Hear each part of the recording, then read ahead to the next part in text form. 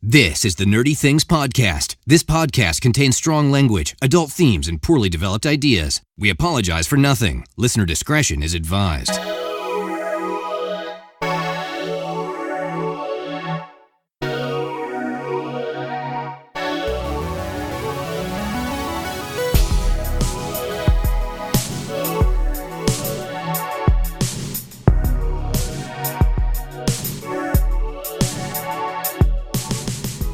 Hello, everyone, and welcome to episode 31 of the Nerdy Things Podcast.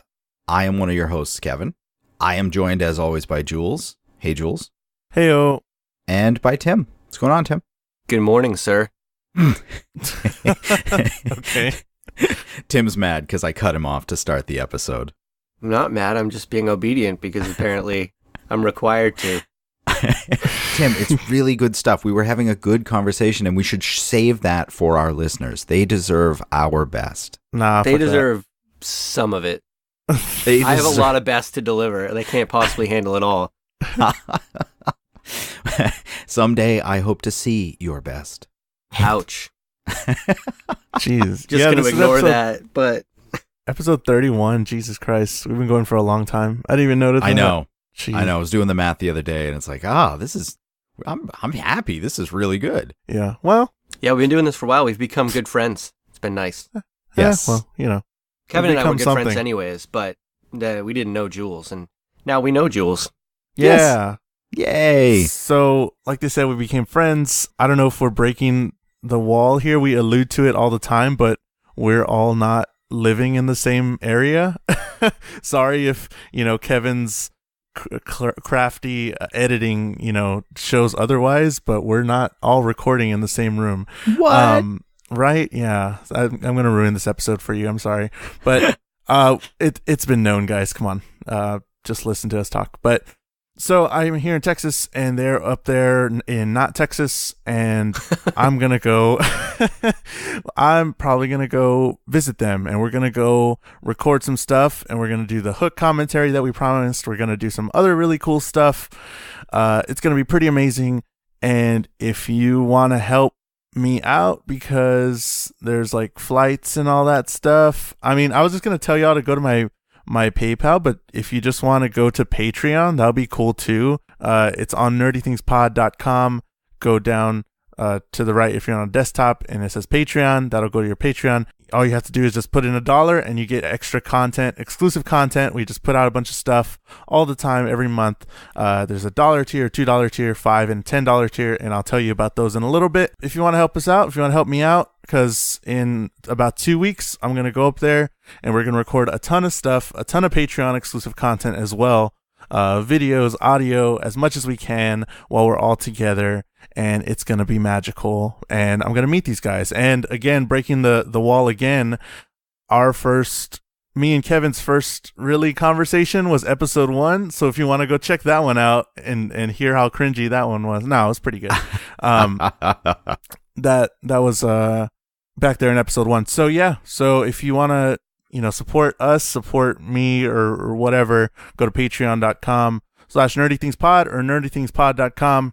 It's a little easier. Just go to the tab on Patreon. That's kind of the main thing that we wanted to tell you this week. You already know. Go follow us at nerdythingspod on Twitter, Instagram, and Facebook. You already know to leave us an iTunes review, and even though nobody did, and still kind of mad about that, but tell your friends to leave iTunes reviews for us, and it lets other people find us easier and join in on the conversation. We had a lot of people join in on the conversation for the movie It that we're going to be talking about later on, so that's pretty cool. But we had a lot of interaction this week. It was pretty cool.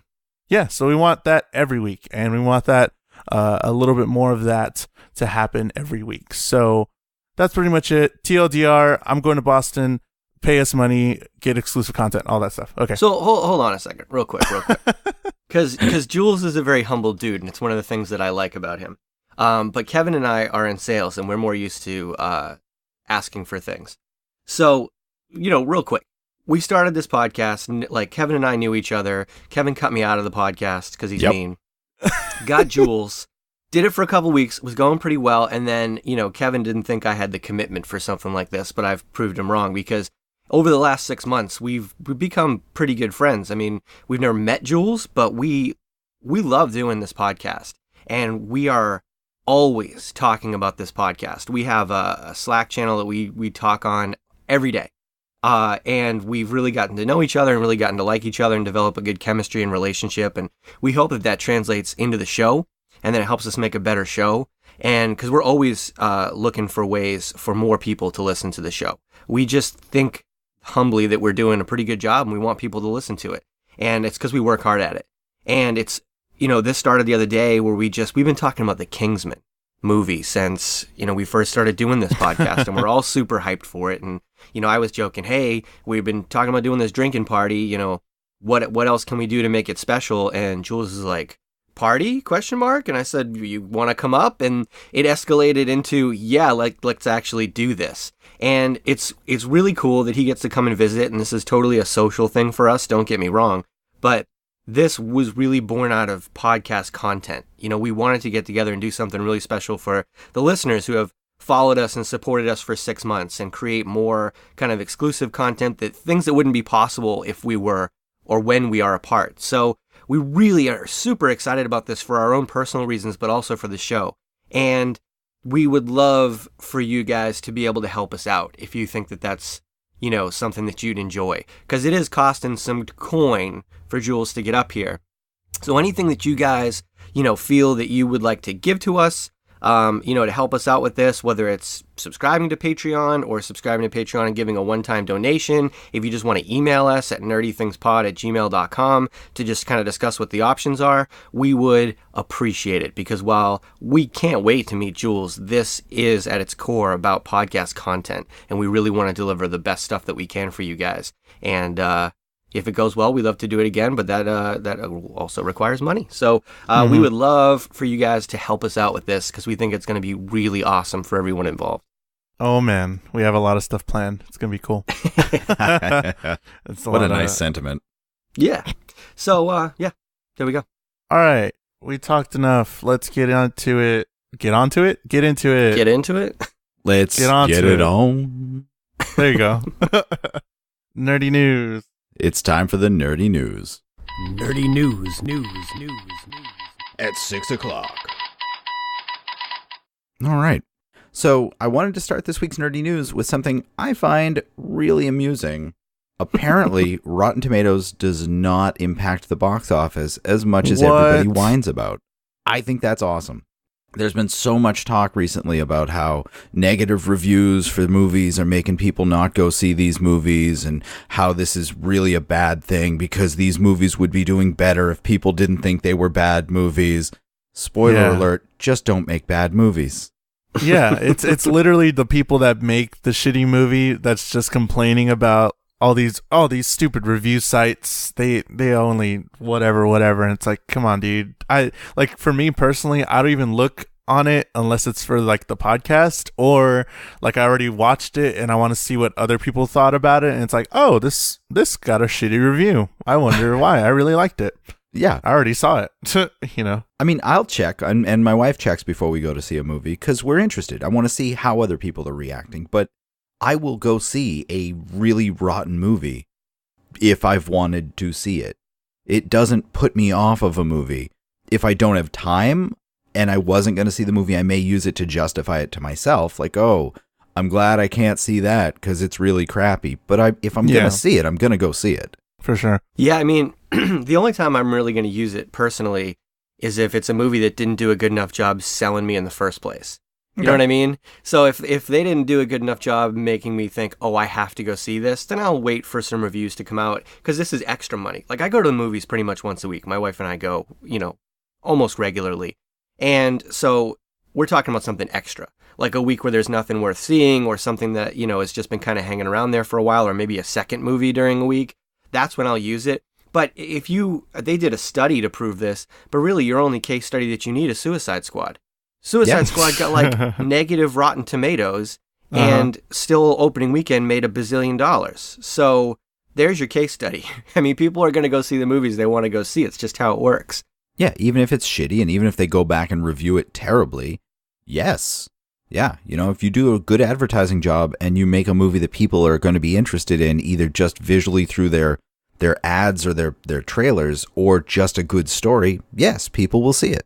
We saw that recently with Hitman's Bodyguard. Like when we were talking about it on the podcast a couple episodes ago, I looked and I was like, wow, this really got shitty reviews, but I saw it everywhere on Twitter, Facebook, all the ads and stuff. And it's like marketing was really good. And it's like, okay, well, this is going to be a really good movie. Both of y'all saw it. We talked about it. But yeah, it's like, if I see it everywhere, I'm probably going to go see it. Like, that's pretty much what it is. If they do really well with marketing, they did really well with marketing. And it's like, oh, okay. But Rotten Tomatoes gave it a shitty job, but a ton of people still saw it. So, well. What okay. I think Rotten Tomatoes is really impactful on is either Blu-ray, DVD sales, digital downloads, or streaming views. Because the movie people are going to go to the movies. But you've got that whole next wave of people who aren't necessarily hardcore movie fans, but like to watch stuff casually in their home. And if Rotten Tomatoes or a site like that hypes it up a lot, they're like, oh, this just came out of Redbox. I need to go get this because everybody says it's good. Or that seemed pretty terrible. I probably will skip it. So I think by the time it gets to those people, they might discern based on that. But I don't think box office numbers are going to be impacted dramatically if the movie's been marketed well. No, I mean, I'd rather have a movie that the content is interesting, the director is interesting, something like that. Like, so apparently Fox just signed Drew Goddard for the next movie in the Deadpool universe, X-Force, and he's going to be doing that. Yeah, what universe is that though? What you said, the Deadpool universe, is it just going to be him with some X-Men or no? Maybe. No. I mean, so what it is, it's the Deadpool. So it's Deadpool. It's just not just set Deadpool by himself. Okay. It's not set in the X-Men universe necessarily. It's Deadpool. It's going to be Cable, who in the next Deadpool is played by Josh Brolin, and I hope that continues into this. And it's those two leading this mercenary band of, really gritty, dark comic book heroes that are like the X-Men, only assholes.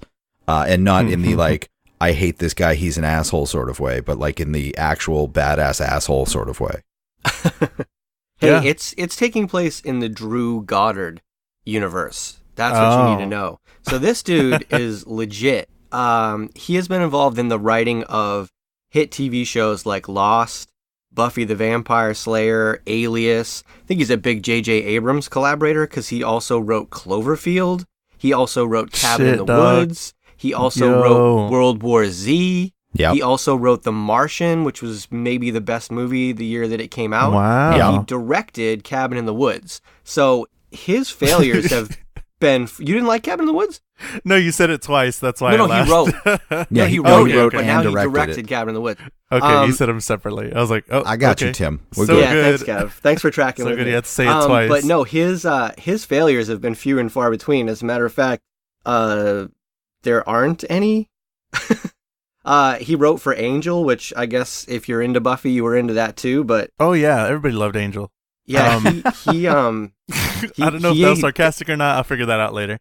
He hasn't done anything. Well, I wasn't into Buffy, so I know, but people were into it, like love it. So I'm not gonna take anything away from it just because I'm ignorant to it.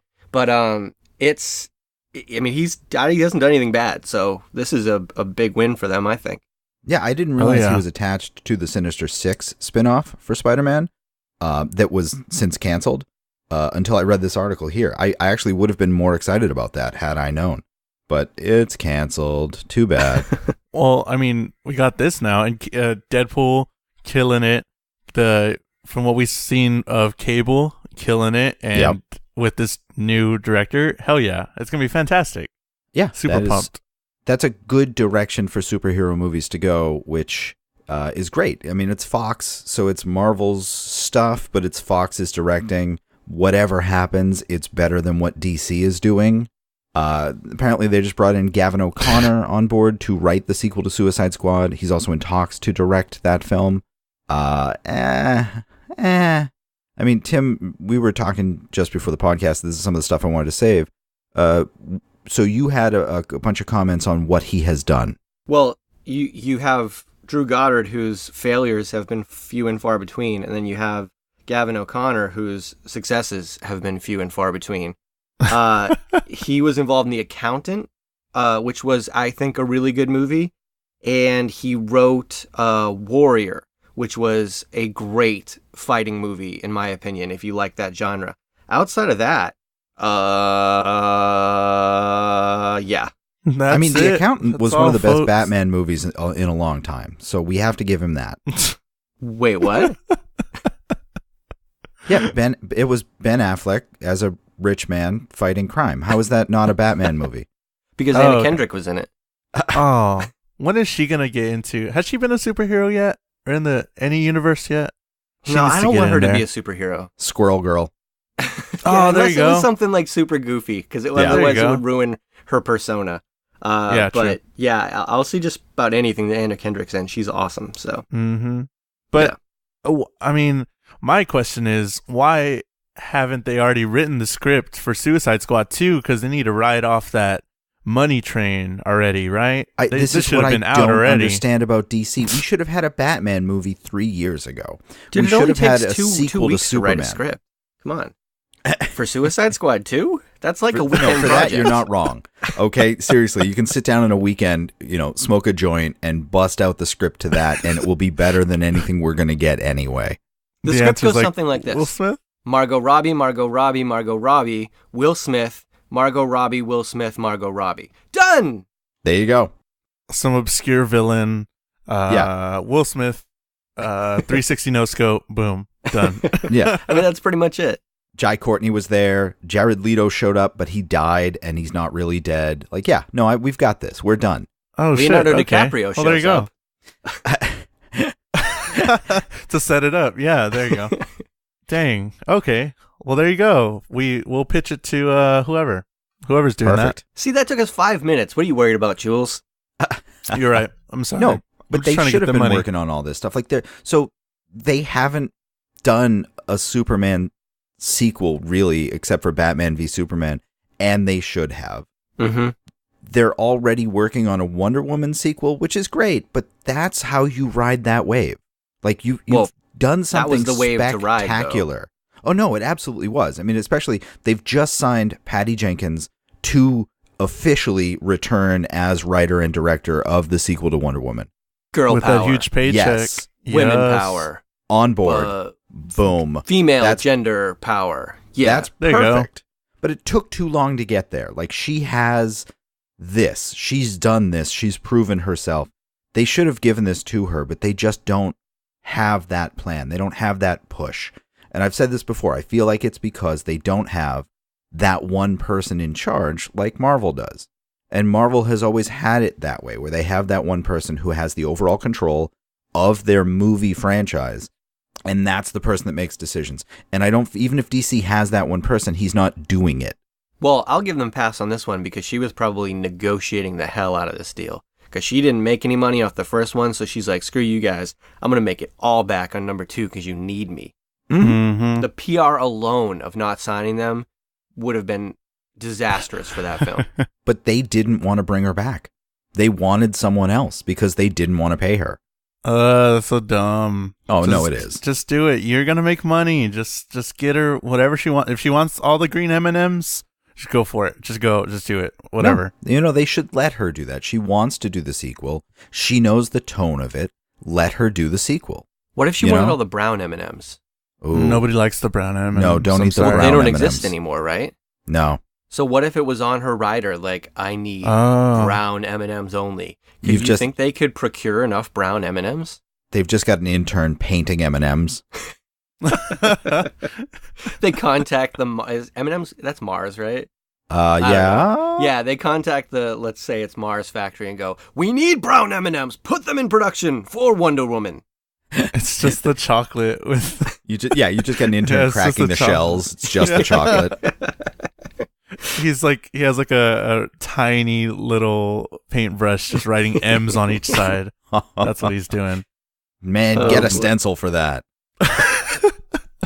No, but I mean, when you do something right, especially when you're a big director like Patty Jenkins has become, you should be able to do what you want, and you should, like, you've proven yourself. Like J.J. Abrams, he brought back Star Wars. We just lost Trevorrow on episode 9. Who do they bring back? J.J. Abrams. J.J. Abrams. Not my guy. Very happy to be wrong. There you go. This is sort of a best case scenario. Like this wasn't even on my radar that J.J. would come back for this.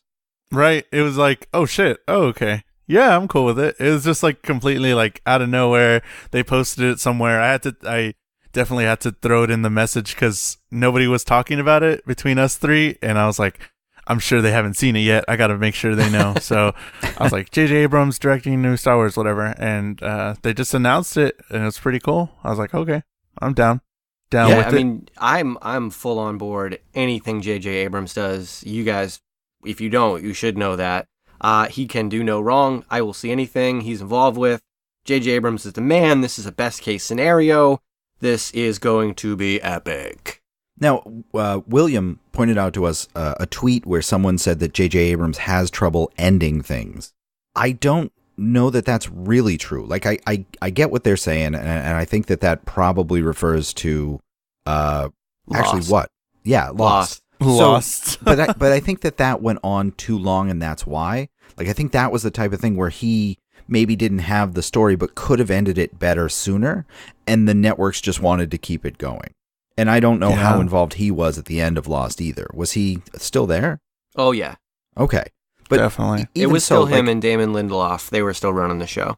If that's their example, I feel like that's a special case because there was no way to end that right. That was a mistake. You weren't going to keep fans happy. Like, I didn't hate the ending as much as a lot of people did, probably because I had my J.J. Abrams blinders on. But there's no way that you were going to end that and make everybody happy because it just went so many different ways, and it was so good up front that how could you end it and make everybody happy? There's just no way. There was so many theories and so much crap going on. So, it was going to be disappointing regardless. I didn't think it was as bad as most people did, but that's just my opinion. No, but I think that was a lack of planning. I think that was a mistake in inception that a lot of shows have actually learned from in the meantime. Yeah.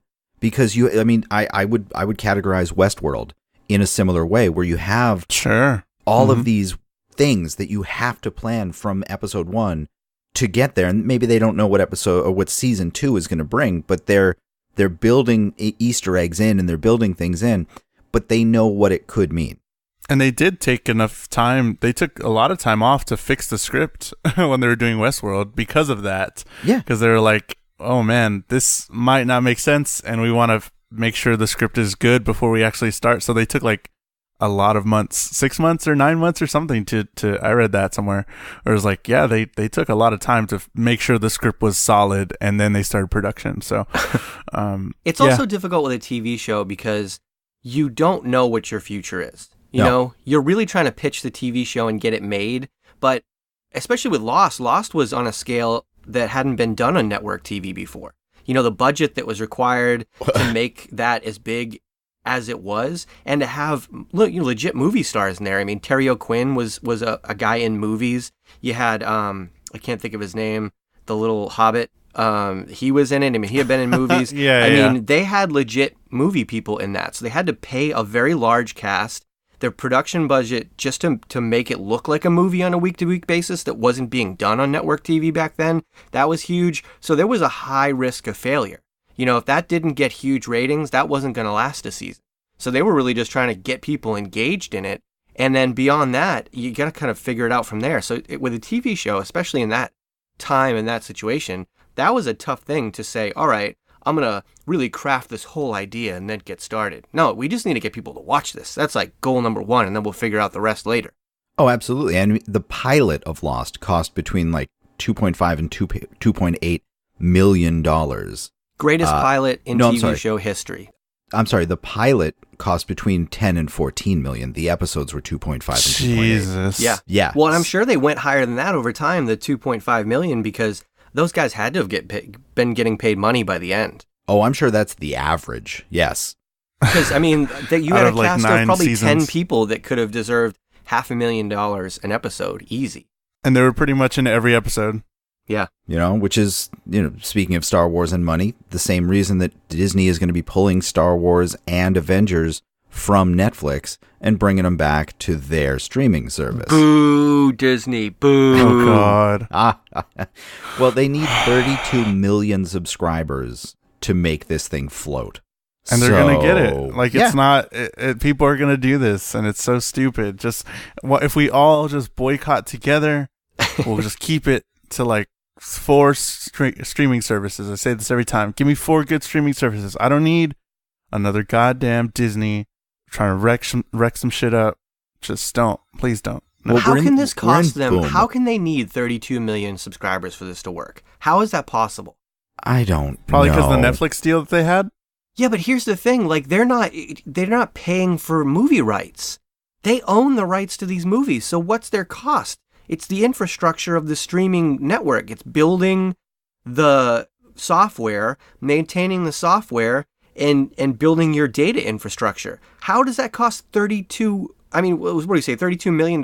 So if we're doing 32 million subscribers, we're doing $10 per subscriber. How is this costing $320 million a month? How is it costing that to run this service? That's ridiculous. There's no way that you need that many subscribers to make money. No, I don't think it's going to cost them that much, and I don't think it's about making more money or making it necessarily as profitable as it needs to be because, to your point, they own the stuff. But I think, as Jules was trying to say, it's that they'd make money if they sold it to Netflix. This is about making that amount or more. Are they making $320 million a month selling this stuff to Netflix? I find that hard to believe. I'm sure Netflix pays them a lot to get those certain titles on there. I mean, I'm doing the math, right? If they're saying 32 million subscribers, if it were $10 a month, which we think is going to be more than that, that is $320 million. Am I doing that right? Yeah. Yeah. Okay, Mhm. $320 million a month. There's no way that they're making $320 million a month selling their properties out to the other streaming services. Yeah, I don't know. I don't have a good answer for you. They need them servers. We need This is more just info. Disney being ridiculously greedy. Which is Disney. But that's what this is. I mean, let's call it, I mean, when they say we need, they don't need that many. They want that many. So they're taking content away from us because they want 320 million, let's call it $500 million a month, because we know it's going to cost more. They want $500 million a month to make this happen.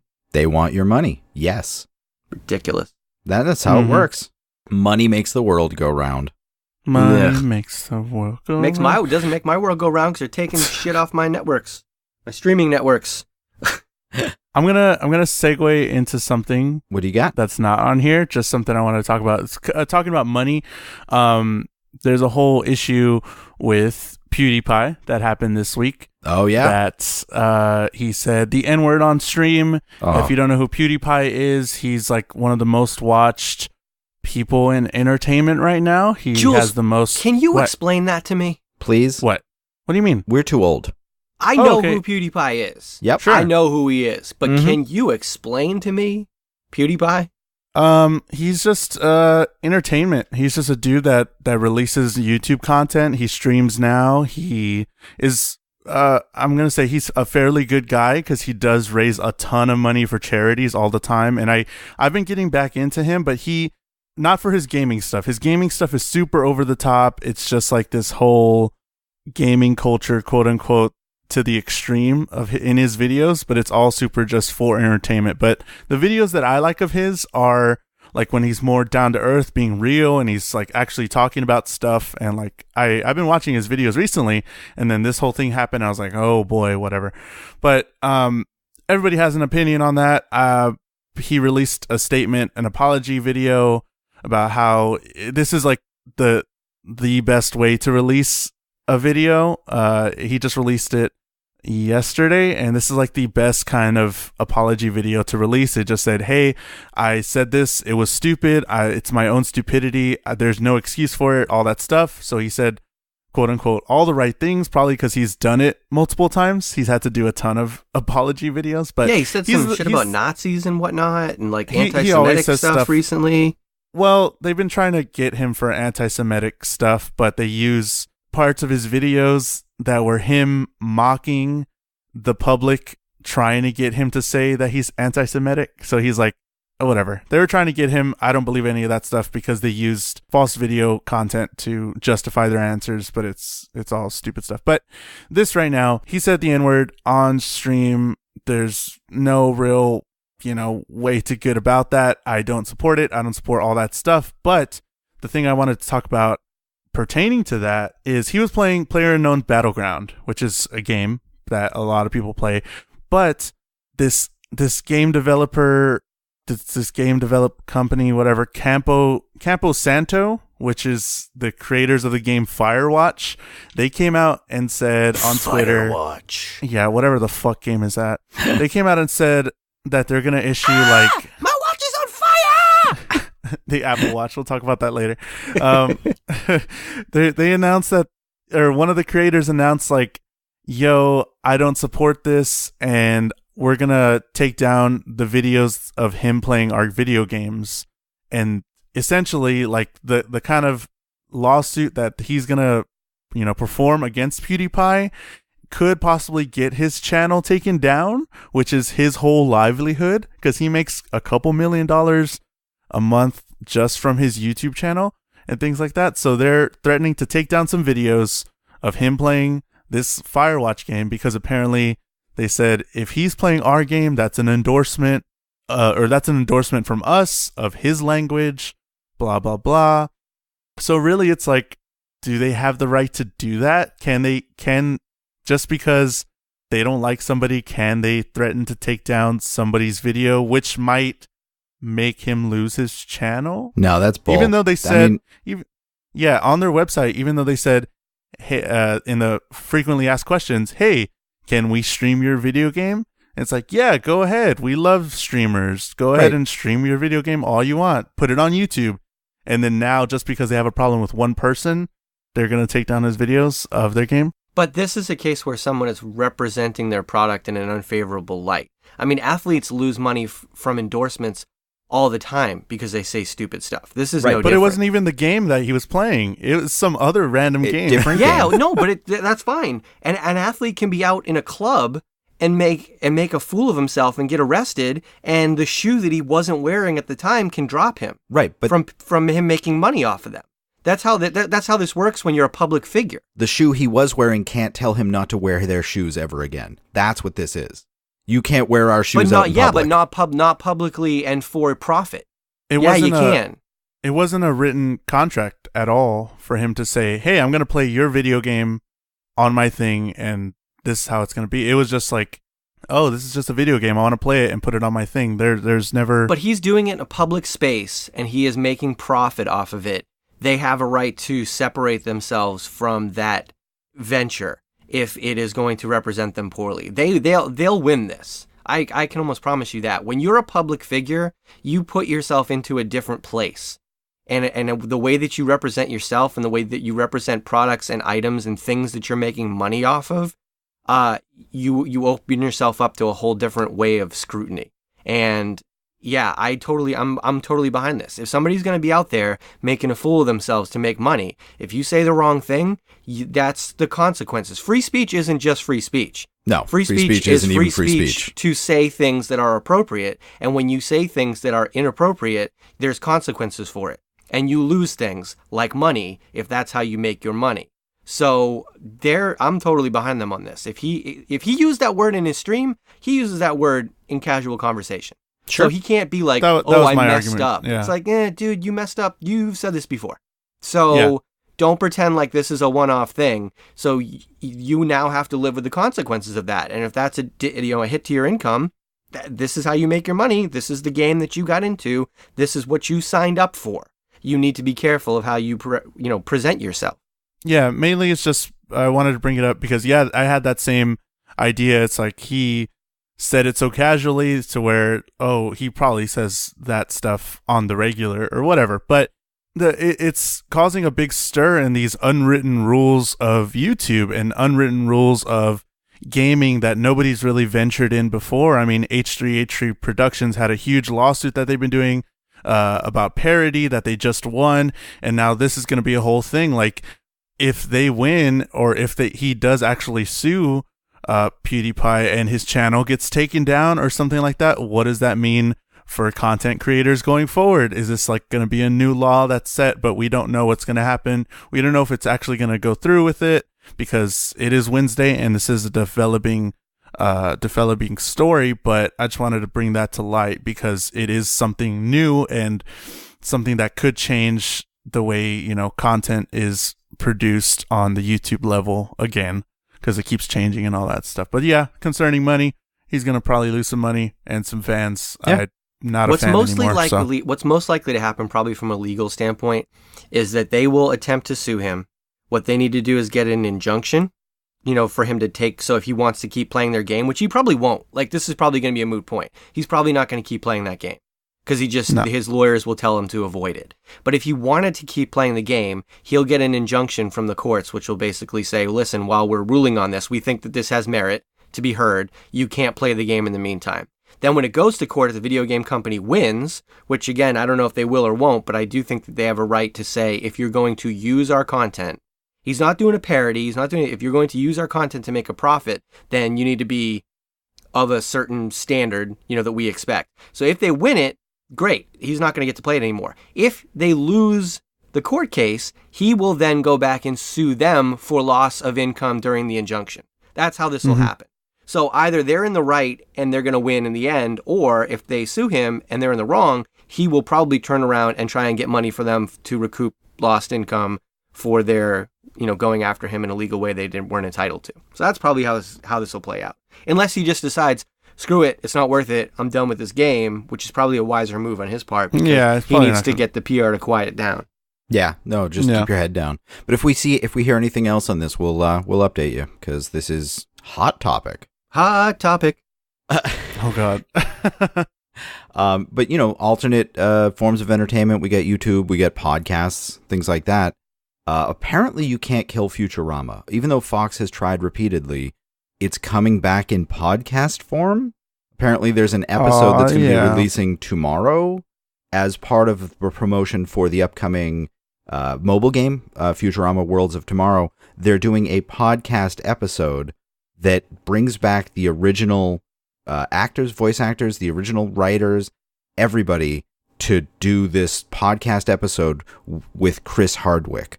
So someone who podcasts for a living is helping them do this and getting it out there. And I'm really kind of excited. Like, I love Futurama. I was so sad when they canceled it. I was even sadder when they brought it back and it wasn't quite as good. I didn't even know they were making a mobile game. So they've been working on this for a little while. And they've been teasing it. And even that, like, I'll play it, but I'll definitely play it for 10 minutes and then never open the app again. For sure. That's how I was with the Rick and Morty game. What is it called? The one that's kind of like Pokemon. I was like, oh man, I'm going to get sucked into this one. And I put it down because, it was pretty funny. Chad Futurama, Hardwick, I'll check it out. Is Chad Hardwick the Hardwick. Craft TV show guy? Chris Hardwick. Chris Hardwick. Sorry. And no, he's not.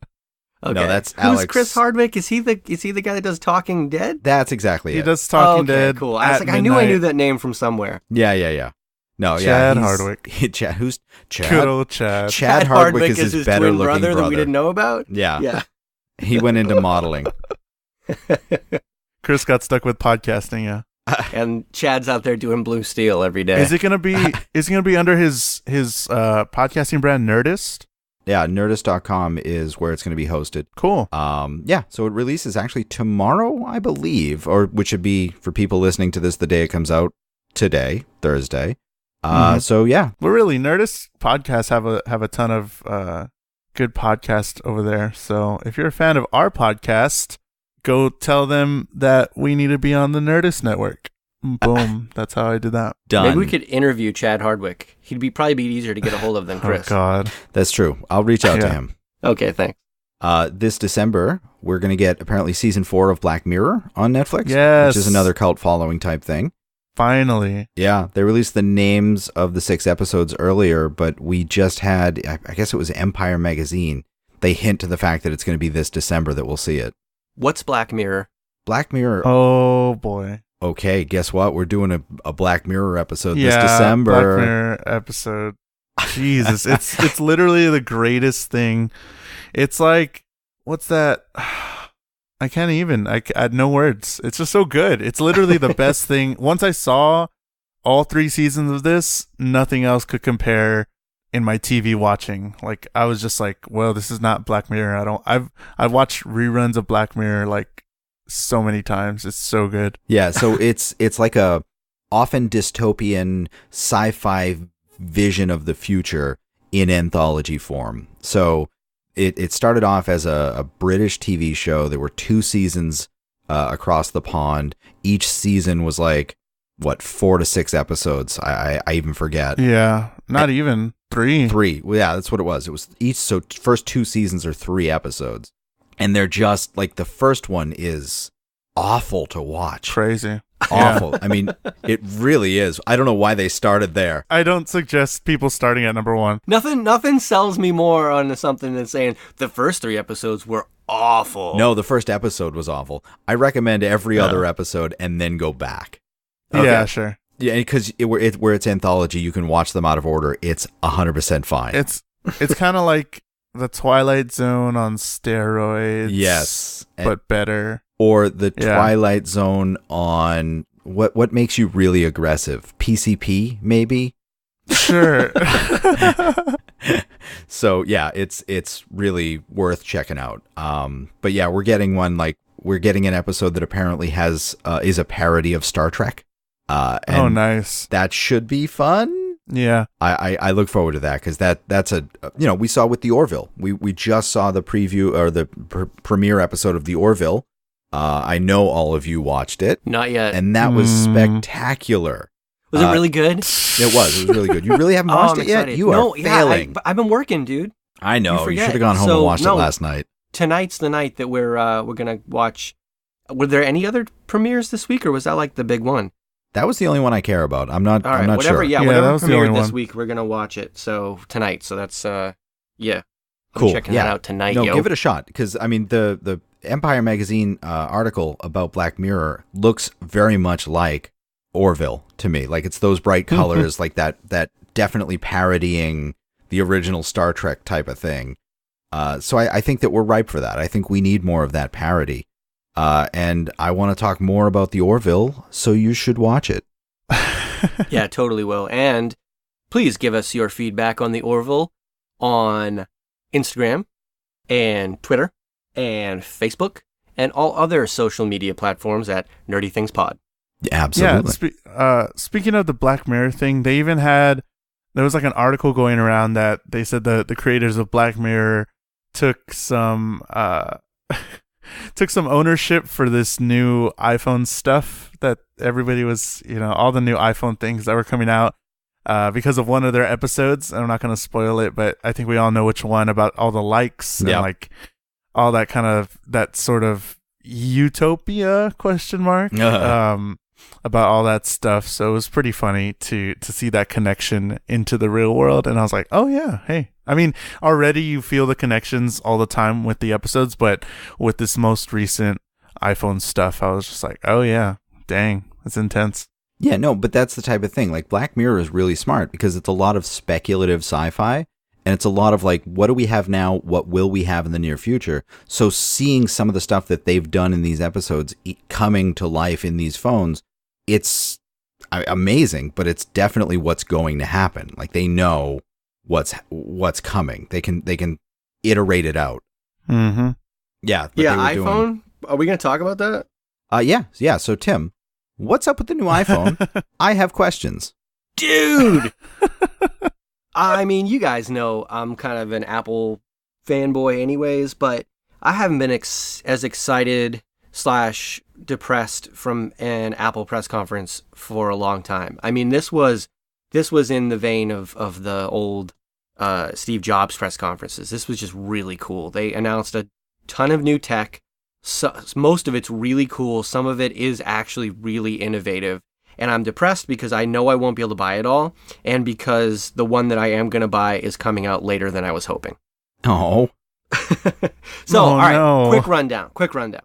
Apple announced the new Apple Watch. And when wearable tech first came out, when the Apple Watch first was announced, people were like, oh, this is Star Trek. This is the future. And then it came out and it's like, oh, it tells time, reads my heartbeat, and needs to talk to my phone to do much of anything else, that's kind of a letdown.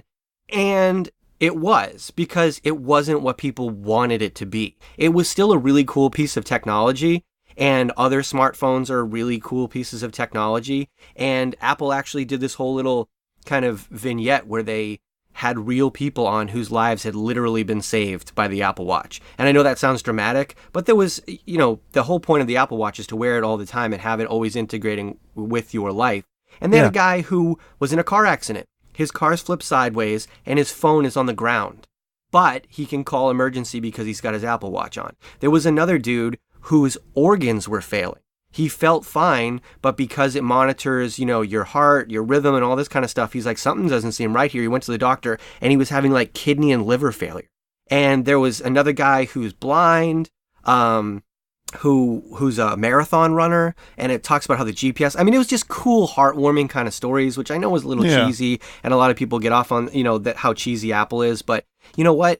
It's still a cool piece of tech, and it spawned other cool pieces of tech. But the problem is, it's an overpriced Fitbit to a lot of people. Yeah, for sure. Because it is mostly around health. But now they've put LTE cellular service into the Apple Watch. And they haven't made it any bigger. They've done so by making the screen the antenna and hardwiring a SIM card into the device. And I'm telling you, it looks like this is the future. This is taking on a hike, no phone, go to the beach, no phone, and actually do phone shit without a phone. It's cool. A few things about the watch. For me, I do love my Apple Watch. I have my, what is it called? Number 1? The Apple One, whatever. The very first one. The original, yeah. I have that. It completely changed the way I use my technology, and it has integrated itself into my full being, so where I wear it almost 24/7. I even wear it to sleep sometimes because I have a hard time of hearing sometimes, and for me, waking up, I feel the vibration of my watch over hearing my phone blasting in my ear for some reason. So like it has changed a whole lot, and in other ways as well with my heart and all that stuff. But as far as the newest one, yes, it is very cool. Maybe it's just me and I'm content with what I have. For me, the hardest thing to do was to text and do phone shit on my watch because my fingers are really big. Well, not really big, but compared to the watch face, it's kind of difficult. I do make phone calls. I do answer phone calls on my watch, which is pretty fun and really cool future stuff to do. But I feel like I'm going to have my phone all the time. I've never had the problem of me not having my phone and me only having my watch. And I feel like if I'm going to go to the beach and only have my watch, I'm going to get frustrated because I can't quite click the certain thing to text or can't quite get a certain thing to work like I would my phone. I just feel like they're putting a lot of pressure on this watch to make it a phone when I already have this really cool phone that I use all the time. So it's really interesting, really cool stuff, really cool tech. It's just, I'm not sure personally. I don't think a lot of people need it. Siri's getting better and better. So texting through Siri, I think, is going to be the big thing on this. And did you watch the presser at all? Not on the watch stuff, no. So when they were demoing the watch, kind of the way that they demoed the cell service was, I forget who was on stage at the time. I wish I could remember. But he placed a call through his watch to a woman who works on the Apple Watch dev team who was paddleboarding on a lake. She's out in the middle of the lake, paddleboarding, talking through her watch. And she was paddling at the same time. So they've gone to great lengths to make the microphone exceptional. So it doesn't have to be in proximity to where you're speaking. You can do things with it, and it's still going to pick up your voice. The phone call came through crystal clear. So if you're going to send text, I mean, presumably, again, Siri is getting better and better. If the microphone is good enough, texting through your voice will become something that's more natural than it was before. Because again, normally you got to pull your phone out to text anyways. So why would I then press Siri? Why? But if I could just look at my watch or just go, hey, Siri, send a text to Jules, and they're done. Like, that's intuitive. That works. That's how it, you know? No, that sounds like the next logical step. I said phone shit, but I used texting, but I meant like phone shit like Twitter or Instagram and all that stuff. Oh, yeah, I still but don't it's do not that on meant my to watch. replace that. No, it's not going to do all that. But what it is like, for, especially this is all built around an active lifestyle. I would love to go to the beach without my phone. I hate worrying about my phone at the beach. But Okay. I've got this waterproof watch that I can bring with me. That saves me. If I want to go on a hike and I don't want to bring my phone, but want to make emergency calls or listen to music, going on a run and being able to listen to music. I wear gym shorts when I go on a run. I hate handling my phone because it gets all sweaty. I've ruined a phone that way before. When I used to actually work out a lot, I ruined a phone because it was in my hand when I worked out all the time, and I get So sweaty. you're saying I need to get active, and then I'll like the new stuff. I need to go outside. I'm just saying it presents a lot of opportunities. Okay. Like, if just does, even yeah. in your house, if I leave my phone up in my bedroom and I go downstairs and I want to text my wife who's out running an errand and say, hey, can you pick this up for me? I got to go all the way back upstairs. And I know that's the antithesis of the active lifestyle, right? No, I got my watch on. Hey, wife, can you please pick up Ben & Jerry's? Again, opposite of the active lifestyle. So I can just think of a million ways to use That's more my this. speed, yeah. And then I think this is part of, I'll talk about this when we talk about the iPhone X. When Apple introduces new products, this is what makes them the market leader. And this is what I love about Apple. They introduce stuff sometimes that doesn't work right. That's not where it needs to be yet, but it needs to be in a device that gets in people's hands in order for it to take that step forward. Right. It's like when the first iPhone came out, it could do a lot of cool shit that no other phone had been able to do before. And it did it way better than any other phone. It made people realize proof of concept that a smartphone was a real thing, but it didn't do a lot of it well. Surfing the internet was a nightmare. I had it. It was a nightmare, but it worked, so I used it. Like a lot of other things were a nightmare. 2 or 3 generations later, all of a sudden, all of these things that it did not so well, it did phenomenally. And it changed the way we interact with personal communication devices. It literally did that. Nobody can tell me that anybody other than Apple made the smartphone. They put it in people's hands. They made it work well enough to where people go, I need this. And it became a part of our everyday life. The watch was the same kind of proof of concept. It was, hey, look, we can do this. And then people bought it and they're like, well, it's cool. The people who really were into it used it, but everybody else is like, I don't quite get it yet. But now we're 3 generations in and it's like, oh, wow, it can do what I thought it could do in the first place. But you got to sell the product that does it in an almost half-baked kind of way to make that technology get to the point where it really does work. And that's what Apple does. They're not afraid to put the tech out there before it is fully realized. No, I think it opens up the field. I think it makes other people make things like that, and it brings the cost of the components down. Exactly. That's the huge key right there. And it gets innovators using it. They may have this tech and this idea to execute this tech that nobody's been able to do before, but they may not have all of the ideas on how to use it and how to make it work. Well, you get it in the hands of users, developers, and all of a sudden they find ways to use it that even Apple didn't think of. But you got to get it out there. And Apple does a tremendous job of putting things out there that are really the future of technology. And it's a while before it becomes the future of technology. For sure. So my big question to you, Tim. Yes. What happened to the iPhone 9? It's buried somewhere. They decided to leave it in the ground. It didn't come out. No, Apple's gotten weird over time with their iPhone series progressions. And, you're going to celebrate the 10th anniversary of the most revolutionary consumer electronics product in the last 20 years. You got to call it the 10. You have to. And they had to release the 8, and they had to go to the 10, and they weren't going to release 3 new phones at the same time. So we're skipping 9, man. That's what's happening. No, I mean, it's not just them. Windows did it too. Windows skipped from 8 to 10. So I'm wondering what the hell is wrong with the number 9. I tell you what happened. Xbox One X. I know what it is. 7, 8, 9. Oh, God. Oh, no. And that's the show, everybody. And thanks, everyone. This is the end of the episodes. We are done. It was a good run. 7, 8, 9. Xbox One X did it. There's a ton of X's going around everywhere. Yeah. It's such a sexy little letter. Look at it. It's like I guess. It's look at a it. Roman Just numeral. It's everything. It's so cool. Oh, God. So what's in this iPhone X? All right. So iPhone is releasing 2 new models. We're releasing the 8, which is kind of what they've been doing. It's a pimped out version of the previous generation. It's the same size, same dimensions essentially as the iPhone 7 and 7 Plus. It's got 70% more processing power or something. It's got the new A11 biometric chip. It's got wireless charging. It's got a better camera. It does really cool 4K video. They've added lighting effects, real-time lighting effects to portrait mode. So you can take some pretty phenomenal pictures with this thing.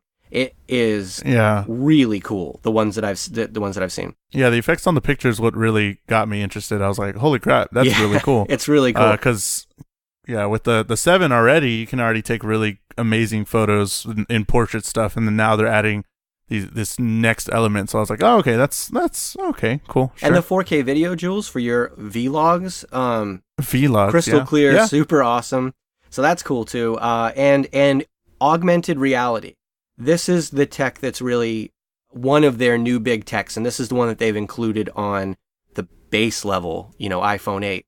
Yeah. I don't know what to make of AR, and I don't know how it's going to be implemented, but they're all in on it. Their whole new A11 biometric chip is designed with an AR kit so that developers can create augmented reality games and, apps and stuff like that.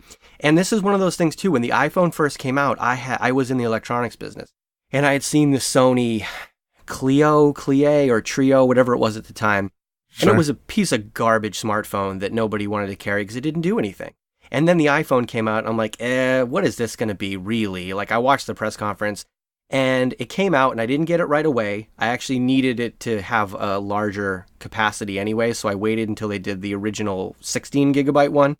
But what sold me was I saw a commercial, and it was they were highlighting apps because nobody knew what apps were at the time. That wasn't even a thing. And I saw Shazam, which is still to this day, 10 years later, one of the most used iPhone apps. And I'm like, wait a second, I can sit in my car and I listen to the radio and turn on my phone and it'll tell me what music is playing. So I don't have to try and find the artist. Because now you just Google it in your phone anyways a lot of times. The internet sucked back then on the phone. You couldn't even do that. But you could click Shazam and it would recognize the music. And being a huge music guy, I was like, that's cool.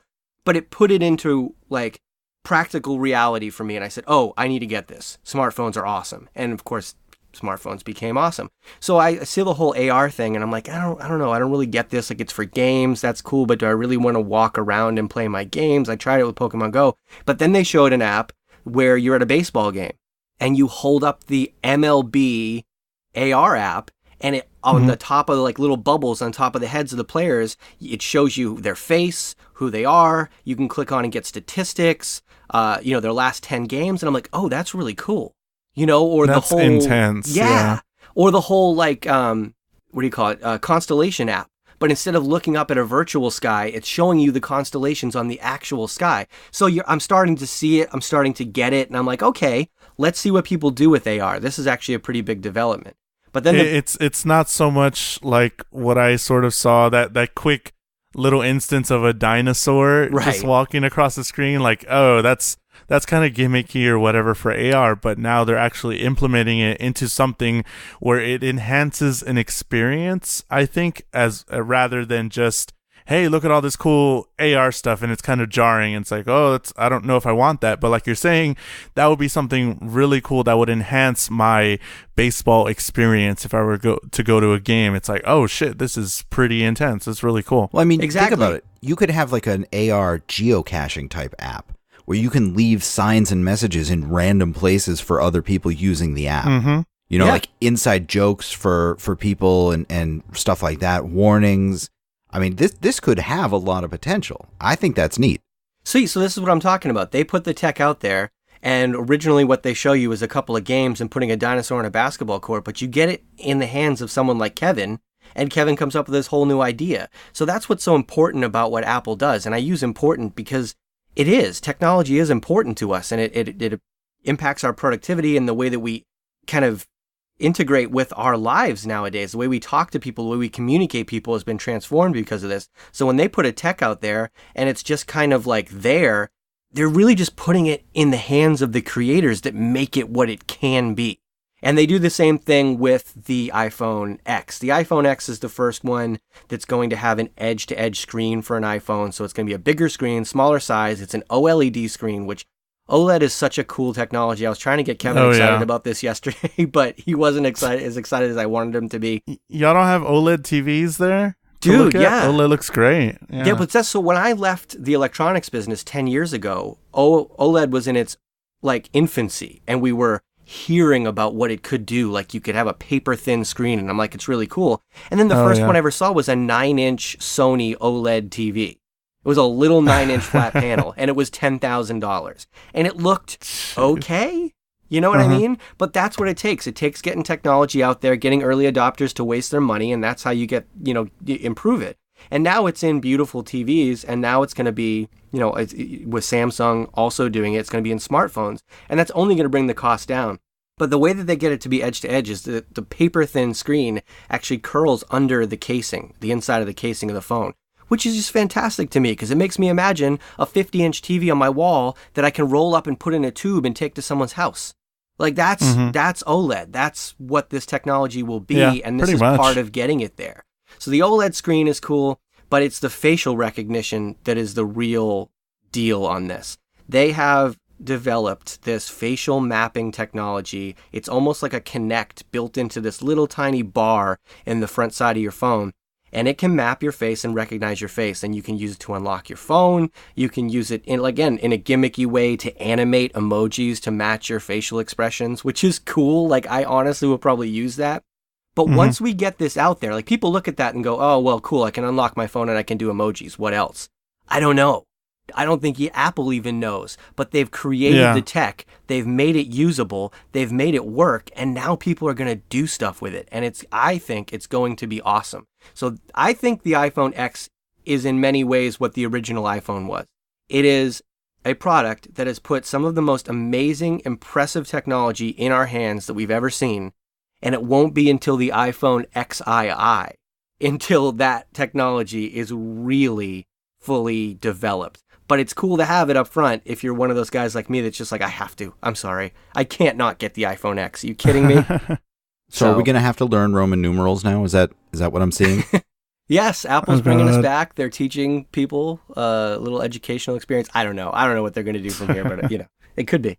So, Tim, is there anything else important we need to take away from Apple's press conference? You said Apple TV. Yeah, the Apple TV is pretty cool. It's a nice evolution in their product. It's nothing groundbreaking, but it is a cool device. Very, very cool device. Cool. So yeah, iPhone X, if you want to throw some money at us as well, because it's going to be about $1,000. That's the other thing I want to talk about real quick, is the pricing. So people are going nuts over the fact that it's $1,000. What do you know what the Galaxy S8 costs? Oh my God, yeah. Yeah, or the last iPhone. $950. Its retail price is $950 for a 64 gigabyte version.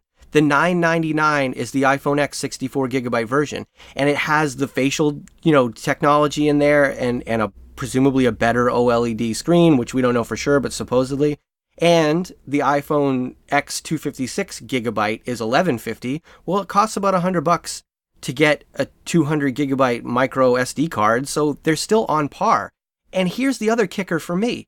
We got so used to the phone companies subsidizing the cost of our phones. Yeah. That's how this has always worked. And the fact is now they're being douches about it, and they're not really competing for our business anymore. The only company that I can find that's discounting it for a 2-year contract is Sprint. Now, other companies will take trade-ins, I'm sure, and they'll do some planned discount if you do the no-interest program and pay it off over 2 years. But Sprint's selling the phone for $699, the $1,150 version for $699 if you do a 2-year contract. Let's flash back to the iPhone 5. I looked it up. The iPhone 5 was $850. This wasn't even the Plus. It wasn't even the big one. It was the iPhone 5 was $850 retail, and it sold for $399 with a 2-year contract. So these phones are not expensive. No, this is not really out of line. No, they've been this way for years. It's just up until recently, the cell phone providers weren't making us pay that much money. Yep. So, that's that. I even switched to Sprint recently. Got a 6 Plus and a whole new plan, unlimited everything, and I'm still paying less than $100 a month. So it's like, I'm like those numbers don't even affect me anymore because Right. I already know that through whatever plan they're gonna do something for you. Yeah, And I'm it's probably like, going to oh, switch okay, to whatever. Sprint because AT&T is one of the worst companies in the history of the planet. And Yo, I have had been- AT&T. I've been stuck with them because Mhm. to get the first iPhone, you had to get AT&T.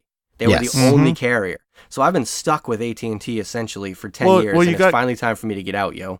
You got grandfathered into the whole unlimited everything, so that's Which is cool, exactly at why I least. stayed with them. But now everybody's Yeah. doing unlimited everything. So screw you, Yeah. AT&T. You're overcharging me for my phone. You're overcharging me for my plan. When I've asked to Yes, speak sir. to managers, you couldn't get me to a manager, and you said somebody would call me back, and nobody ever called me back because you lied to me about what my plan would cost. So AT&T, I'm out.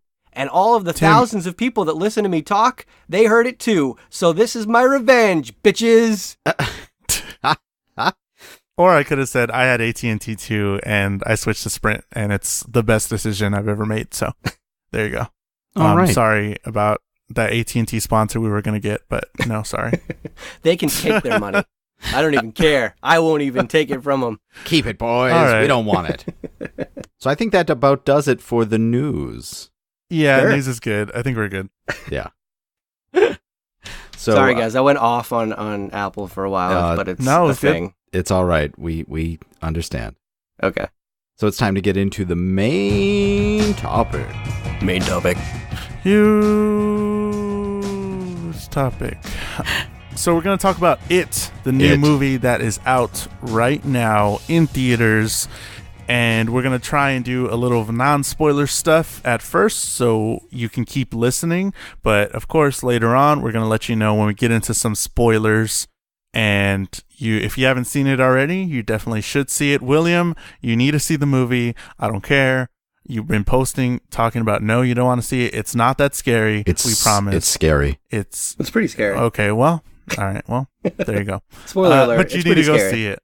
Yeah, spoiler alert. So, the first thing I wanted to talk about was something really cool that the theater I usually go to did, because of all the pictures like on Twitter of there being clowns in the theater. Like the first thing I saw when we got tickets, there was a sign that said, "We love our theater goers and will not tolerate so and so." And it's like no face masks, no clown costumes, no makeup of any, no like clown makeup or anything. And I was like, oh my God, thank goodness. Thank you so much, Santikos. I love you.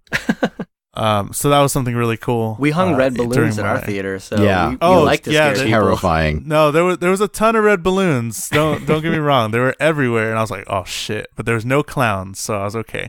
I guess kind of just like an overall idea of where we're at on the movie. In general, just a big broad stroke of it. Let's see. I thoroughly enjoyed the movie. It was really entertaining. I found it really entertaining. I'm not a big fan of scary movies, and I was kind of scared going into it, but it didn't really scare me a whole lot. I don't know what y'all are talking about that it's scary, but it wasn't it wasn't scary to me like a traditional scary movie, and it was really entertaining. Like it was funny, it was captivating. It was just a general good movie overall, and I can't wait to see what's next after this. Yeah, I mean, I'm not a big fan of horror movies either, or scary movies, or anything along those lines. My wife loves them, drags me to as many as she can, and I love her, so I go. But I did love this movie. Like, I felt like it did a good job of creating tension more than just jump scares. Like, a lot of what this movie Sure. did was build you up and make you feel like you were about to be jump scared or something. And then it didn't do that, but it had you nice and tense and then did something else. I mean, it had its share of jump scares, don't get me wrong, but I feel like it was really playing on that in really good ways. And I felt like the imagery was really, really on point. I never felt like there was a scene in this movie where I looked at it and went, no, the visual effects guy should be fired for that. Everything was perfect. Yeah. So I Tim? think the movie was not billed correctly. It's Stephen King, and it was a horror book, but this wasn't a horror movie. Yeah. A No, horror movie not is at a all. movie that's just trying to scare you all the time, and it has, just certain elements that are horror, This was an adventure movie that had really scary elements. If I had to classify this, honestly, because I think the best parts of this movie for me were the parts between the clown, the camaraderie, and the development of the characters that were the kids. This movie was Goonies if it were made for adults. Okay. I mean, this was an adventure of kids who went out and just did stuff on their own and tried to figure stuff out on their own, and they were hunting for something, and that something happened to be something pretty darn terrifying, at least to them. I mean, it was scary for people in the theater, but in the way that Kevin described it, not in the way that you would expect from a horror movie. But this was a straight-up adventure movie that's villain was just really terrifying.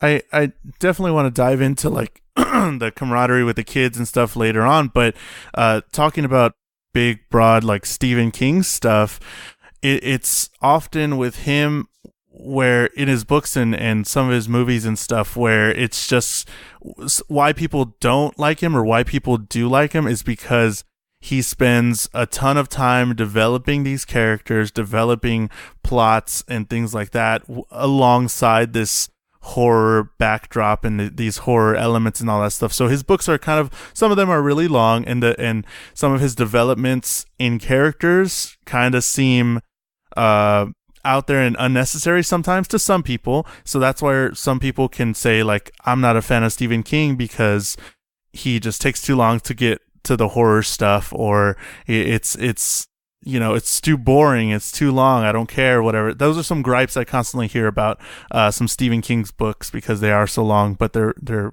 a lot of them are really good, and he wrote a ton of them. But I think this movie had a perfect balance of what people love about Stephen King, about the character development of you know, the main themes of friendship and good conquering evil and facing your fears and all that stuff, along with the amazing character set of these children, and putting it to the backdrop of it and this dancing clown character Pennywise. And I just think it was a perfect blend of why you should like what Stephen King puts out, and it was not too much one or the other, and it was just entertaining overall. No, I think Stephen King to me is an idea man. I love a lot of Stephen King's ideas, but I think he doesn't really, especially most recently, know how to end those ideas effectively. Sure, yeah. He's suffering from J.J. Abrams syndrome. And I just feel like he needs someone in his life to say, listen, you need to tighten this up a little bit because this has gone on too long, or this got really weird for whatever reason. And I think that this movie does a really good job of reimagining that. It takes the core story and says, okay, we're going to do the first half of this, and puts it into a context and you know, modifies the story so that it all makes sense. Mm-hmm. Yeah, I mean, I think that forgetting that it was a Stephen King book, forgetting that it's a horror film or a thriller or whatever you want to call it, I think it was just a really well-crafted, well-made movie. The story was good. It unfolded well. It was paced well. You got character developments. You got payoffs for the tension that they built. It was just a really good movie. Actually, one of our Instagram followers, it's _la_Galadrina, said, for any genre standards, not just horror films, I think it was terrifically shot. Palette, tone, everything. Skarsgård was outstanding. My only complaint is that he didn't get enough screen time. But that one, when I read it, it totally hit me because I agreed with that 100%. If we take all of the hype and elements around it, it was just a really well shot, well crafted film. Even the cinematography was creative. And you don't normally get that in this genre. It's normally pretty stock, pretty standard stuff. But just some of the angles, the way that they shot, you know, sunlight, the way that they used light, it was just framed and filmed, in my opinion, really, really well and differently and uniquely and engagingly and creatively. I liked it a lot from that standpoint. Oh yeah, definitely. And Golondrina is a swallow in Spanish. It's a bird. Oh, hey, there you go. So let's. I really want to get into some spoilers. So spoiler alert from here on out. If you haven't seen it, go check it out. Go check it out right now. Patreon.com, nerdythingspod.com to go check out all our stuff. Buy some merch. Go support us on Patreon. Go support me going to Boston to go see these guys and hang out and produce a ton of cool content with them. Yeah, go follow us on Instagram, Twitter, and Facebook at nerdythingspod. and all that stuff. So we do have a lot of people talking about it, and I'll read some of those in a little bit, but I really want to talk about that scene, the scene with Georgie right at the beginning. Oh my God, that scene. Oh my goodness, right? As soon as it gets into it, everybody knows the scene, the iconic scene of him chasing his little paper boat in the rain. And I laughed I was the only one in the theater that laughed so hard when he hit his head. I did. Because I wasn't expecting it. I would have been with you, and I was expecting it. When he ducked the first one, I was actually surprised. So when he hit the second one, I was like, yes, I saw that coming. I wasn't expecting it. Oh my God. Everyone in the theater were like, and I was like, bah! I laughed so loud. It was ridiculous. And my brother looked at me. I was like, oh shit, sorry. I was like, I did not expect him. But anyways, that whole scene, beautifully shot. It looks so good.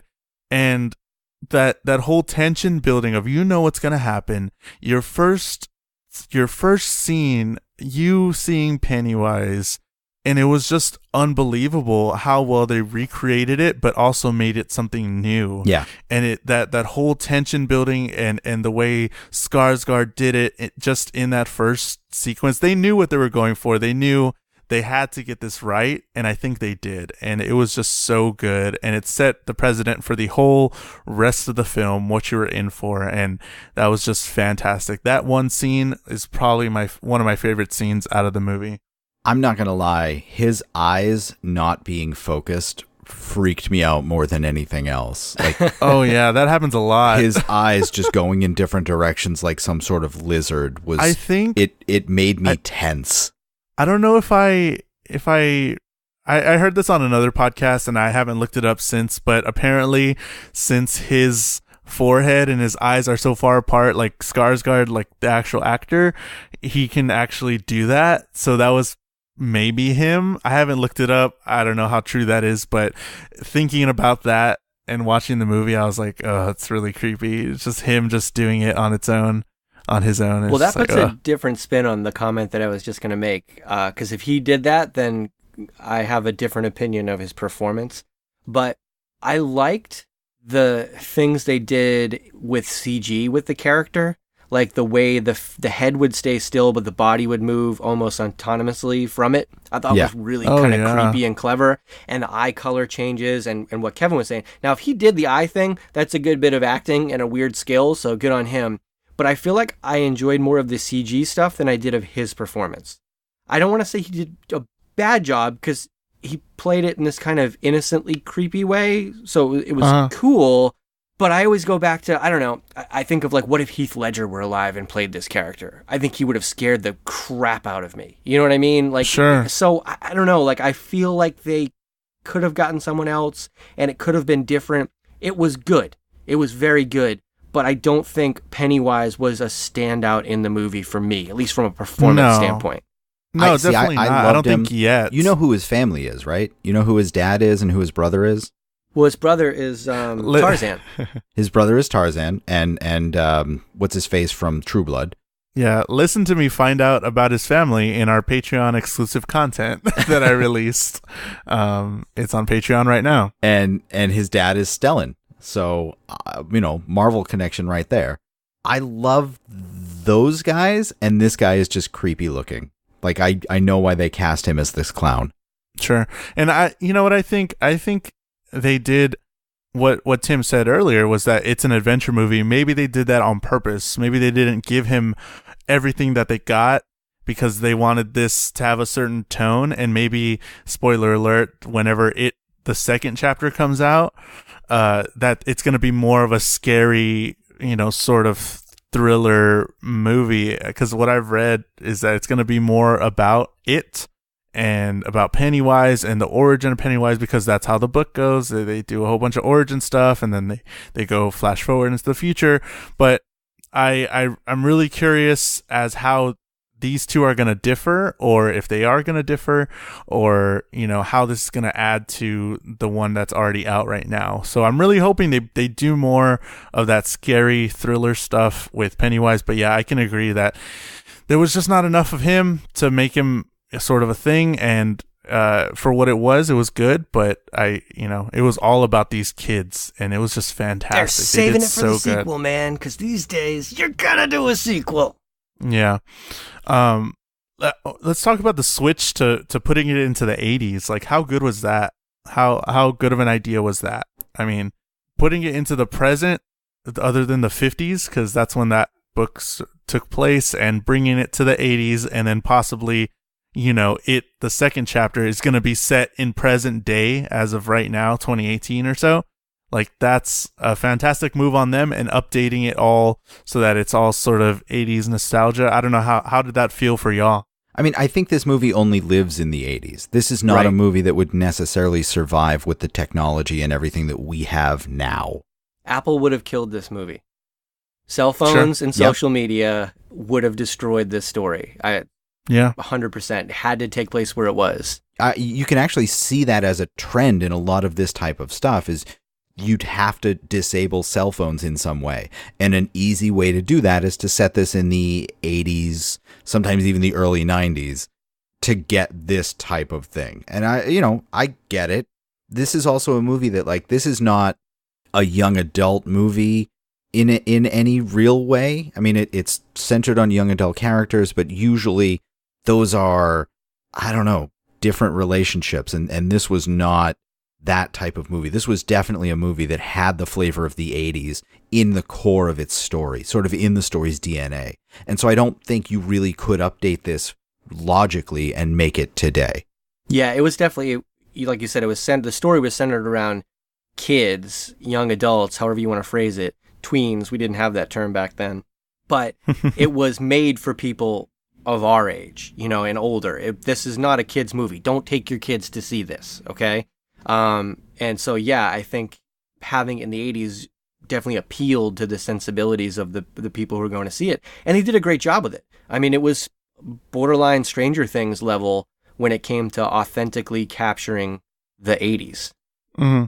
The look and how they, the sort of what they were talking about and the way that the kids interacted with each other, it did feel like a bunch of kids, like a bunch of almost teen, like the off the wall comments about your mother or whatever. It's like, hey, that's kind of not okay now, but in the 80s, that was sort of what they did. How to swear and just understood what their what was for, and just letting it all go. You know what I mean? Like that's so I was like, what 12 and 13 and 14-year-old kids did back then.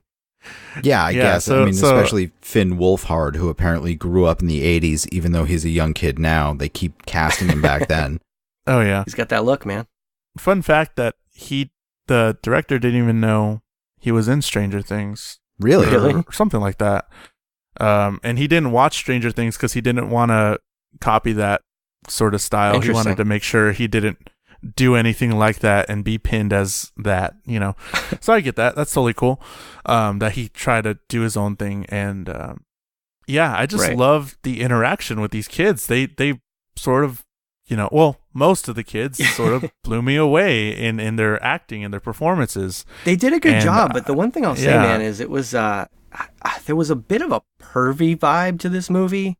And Kevin told me some things about the book that I didn't realize, which I'm like, dude, Stephen King, like, really, dude? But because this movie is for adults, but there's naked kids. They put diapers on them so we couldn't see their stuff. I mean, those weren't normal tiny whities, but there's like naked kids, and they really sexualize that girl, like in an almost uncomfortable way, because they went out of their way to shoot or frame scenes with her where they highlighted her attractiveness, her attractive features. And I'm like, but I don't want to look at that. She's 15. Like, I don't want you to portray it that way to me. And a fool, she's 14, 13, whatever. And a 13, 14-year-old shouldn't be going to see this movie. And it's not like The Sandlot where it's a kid's movie. So if they want to frame Susie Peppercorn that way, that's fine because a 13 or 14-year-old boy can see it that way. It was a little uncomfortable. The perviness it did, and that I think kind that of was exuding here.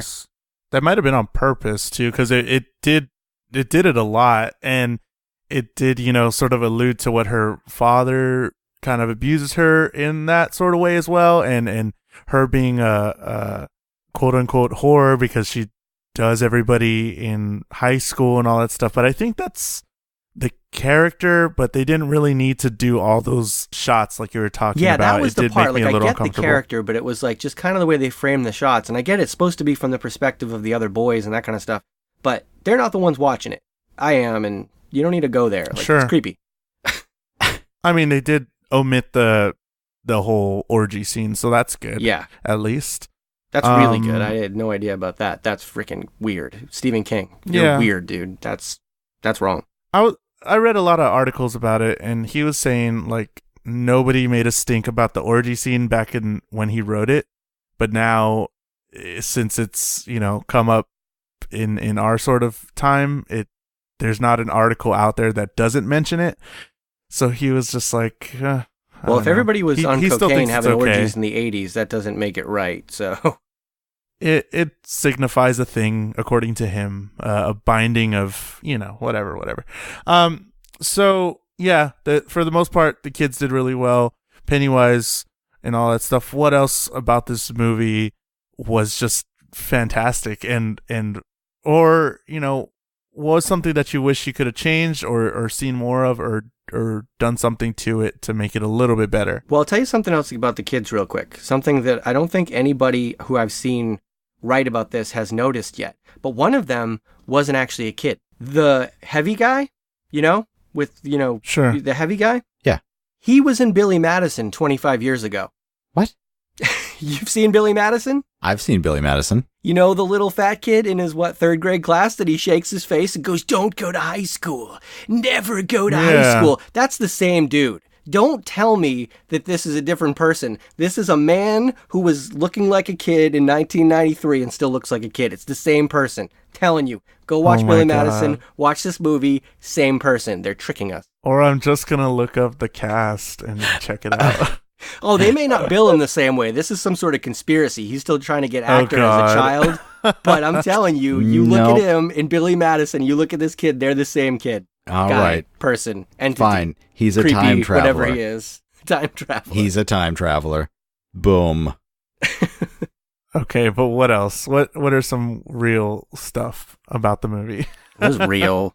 I don't know exactly why there was that little interplay between the female character, the fat little character, and I almost said Henry because he was in Book of Henry, but Bill. I feel like we didn't really need them to have that love triangle because it didn't amount to anything. It was just not awkward. yet. Yeah, that's how totally it is in the book, extraneous. I though. agree. If they're foreshadowing, that's fine, but I feel like it should have done something. There should have been some culmination of that tension because it was just there and it was just awkward and it didn't fit the rest of the tone of this movie. But that's really And all it the did only was make thing me I'd feel change. bad for the fat kid. Yeah, exactly. Because he was the better person. Yes, very much so. He deserves to get her, you know? Yeah, I don't know. That's kind of how it was in the books or whatever, and something's gonna happen. But Yeah, I mean, honestly, Yeah, I think it was I don't know. terrifying. I think, you know what? The one other thing I wanted to know why it looked like a clown constantly and why it looked like that clown to Finn Wolfhard there, who I thought was going to be a figment of their imagination because he hadn't yet seen anything weird. And so I figured that they were changing it enough that they were going to be like, Finn is Pennywise the whole time. okay. Yeah, interesting plot twist. Yeah, all I don't right. know. No, I mean, honestly, like, couldn't you see them being like, wait, when did we meet Richie? And then it comes out that it's been Pennywise messing with them for a year and a half or something. That'll be I interesting. mean, I could see That'll it. Yeah. I mean, I'm just That'd saying. be really crazy. I'm just saying. They kind of played up the fact that he hadn't seen anything. He was pretending he was cool and it was because he was a man and all this stuff. And then all of a sudden he's locked in a room with clowns and he's freaking out. Well, that's what I was trying to figure out too. And I guess, like, I didn't read the book. I didn't even see the original one. So I was hoping for more origin the whole time. Like, all I wanted to really find out was, who is Pennywise? What is Pennywise? Is he really a clown? Is this a manifestation? Like, I wanted to know that stuff. And I guess I have to wait for the sequel to find out. Like, I'm hoping that's where the sequel goes. But Yeah. that's what I wanted to really know the whole time anyways, and I got no payoff on that. So I don't know if I should be mad about that or not. Maybe I shouldn't, but that was probably my biggest disappointment in the whole movie, is I wanted to know about the clown character. I wanted to know what, who, why, where he was, and I got no answer. Yeah. Sure. Yeah, I think the second one is definitely going to dive into that and create something, or keep in line with what Stephen King's already made. But it is going to definitely do more of that stuff and figure out why Pennywise has been in this town for so long and reoccurs every 27 years. But yeah, overall, I think it was a very entertaining movie. I enjoyed it, and I wouldn't mind go seeing it again. It did seem a little long, though. After they visited the house the first time, I was just kind of like, okay, it's about to wrap up. Nope, here we go, another third of the movie. Here it comes, and it was, might have been too long after a while, but I definitely did enjoy it all the way through. Yeah, I don't know if there's anything I want to change. I really did like the Pennywise character, where, like you were saying, he would especially in the house when he was coming out of like something and his head was just stationary and his limbs just like morphed and got corrected, and I was just like, oh, that's just so creepy. It's insane. Yeah, it was weird when he was stuffed in that fridge, and he was just the fridge. Yeah, perfectly terrifying in this, like absolutely perfectly terrifying. Man, I cannot wait to see the sequel on it. Yeah, I mean, again, I thought the character was terrifying, and it was a good payoff. I don't know if it was I don't know that it was a relation to the performance by the actor, but I do think that the Pennywise character did sufficiently creep me out, no question about it. So what would y'all give it out of 10? We've been rating all of the movies and some of the shows that we watch. Guardians of the Galaxy was about 10. What is it? Ghost in the Shell was about 4. We had some 1s as well. Or Ghost in the Shell was like at 1. We had some 8s, 9s. Where does it fall on the spectrum? I would probably give it oh Christ. I'd probably give it like an 8 or a 9. 8 or 9 from Interesting. Kevin? I was going to say 8.5. So I guess that is an 8 or a 9 divided in half. Yeah, and I was going to say 9, just because it was really entertaining and not what I expected, and came out very happy with my choice in watching the movie. And if you haven't seen it yet and you stayed the whole time, you definitely got to go see it. If you've already seen it, go see it again. You heard what we had to say about it. Let's read some comments from other people that did see it, and they messaged us on Instagram, Twitter, Facebook, and Tim already read one from Instagram. Here's another one from Instagram. Logan_10089 said, I thought it was amazing. Here's a long one on Facebook from Matthew Ortiz. He said, I was pleasantly surprised with it. I really, really enjoyed this movie. Child actors were fantastic, as well as Pennywise, who did a phenomenal job. My criticism, the movie was hardly terrifying, although the actor who played Pennywise did a great job. 90% of the scares were all done in CGI. I can't really say his rendition of Pennywise was terrifying simply because of this fact. I don't want to compare him to Tim Curry, but how is that his rendition was so terrifying without the use of CGI? Perhaps the director can give Skarsgård more screen time for the relevant scares, give him a chance to truly terrify the audience. A note, I think, for me on Tim Curry and his It, I think it's a little different now. I think if we go watch the original It, I don't think it's going to be that scary.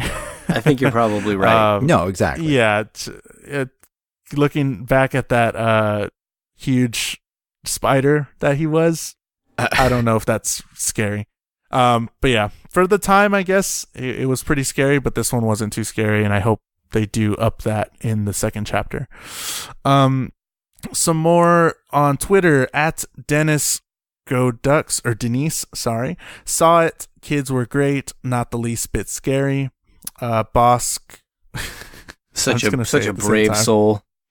At I'm gonna say it the same way, at Boss K Bounty Hunt. It's kind of like they gave the original steroids, but my main beef is, since a considerable amount of people know the origin or the book, you know where the jump scares are coming, and jump scares are getting kind of boring and unoriginal, and blaring as much sound as possible at a person doesn't make a film scary. Outstanding, especially Skarsgård and Finn Wolfhard. I just stick with Stranger Things. A couple of comments from Instagram I'd like to read. Let's see here. Where was it? Hold on. Miss Charlie Louise commented a smiley face emoji. Bad on her. Go to that Instagram account and make sure you torture them. And there was another one from, hold on. Yeah, another from Travis Chappell, that's CHAPPELL, did waving hand and A-OK hand emoji. Go to their Instagram account and torture them because they are spam bots and I'd hate them. So there you go. All right. Fantastic. So that was what everybody else thought. Let us know. We still want to hear. We still want to discuss what everybody thought of the movie. Tweet us at NerdyThingsPod. Go torture those people on Instagram and like our pictures at NerdyThingsPod, Facebook as well. All the same thing at NerdyThingsPod. NerdyThingsPod.com is where you can go and look at all these articles, all the stuff that we talk about in the nerdy news, some original stuff by Kevin and William, and you can go to our merch. We have a ton of merch stuff, not just t-shirts. You can get stickers of it, mugs, a bunch of other t-shirt designs and stuff. A ton of things you can get over on our merch, and from there as well you can get our Patreon exclusive content every month, a bunch of bloopers, you get the podcast before anybody else, and some exclusive rants as well. Go to nerdythingspod.com, all that stuff. And if you want to support us, if you want to support me going to Boston and go hanging out with these guys and getting out as much content as we can, go ahead and do that on Patreon this month before September is done. We would love that. We would appreciate it. Thank you so much to everybody that's already a patron, but we need some more, and that would help us out a ton. So thank you guys so much. Awesome. I'd like to thank Adipsia for the use of his song, Friends Don't Let Friends. Go to TGI Fridays. You can hear more of his music at adipsia.bandcamp.com. He just released a new album called Imbue. Imbue. I still haven't gotten this one yet. It's it's not the Stoic. It's not the Stoic. Yeah, sorry. I'll tell him to cut that CD out. The cassette. Cut the cassette. Oh, yeah, Take out all of the tape and just scissor it. I'd also like to thank the bell curve for the music we use underneath the main topic. Right on. Cool, guys. All right. Well, I think that does it for this week. Talk to y'all later. All right. Later. Bye, everyone.